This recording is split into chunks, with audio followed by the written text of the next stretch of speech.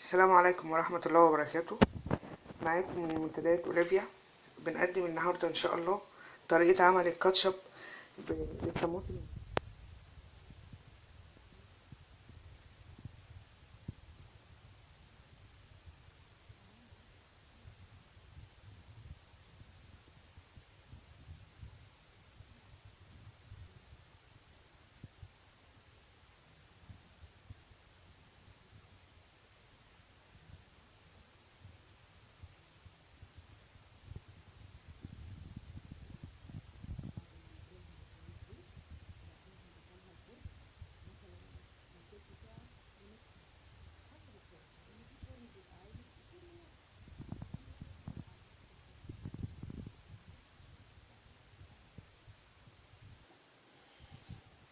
الطماطم اتشوت اهي يا جماعة.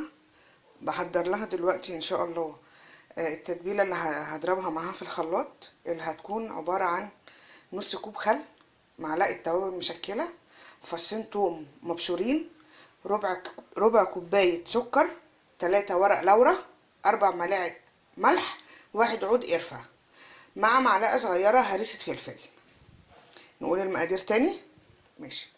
نص كوباية خل، معلقة توابل مشكلة، فصين توم مبشورين، ربع كوباية سكر، 3 ورق لورا، 4 معالق ملح، 1 عود قرفة، معلقة صغيرة هريسة فلفل.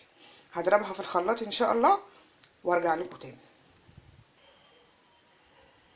هنا يا جماعة انا ضربتها في الخلاط بعد ما شلت القشر بتاع القوطة طبعا، وهحطها دلوقتي ان شاء الله على النار في الحلة لمدة 10 دقايق ان شاء الله تخلص واوريكم الشكل النهائي.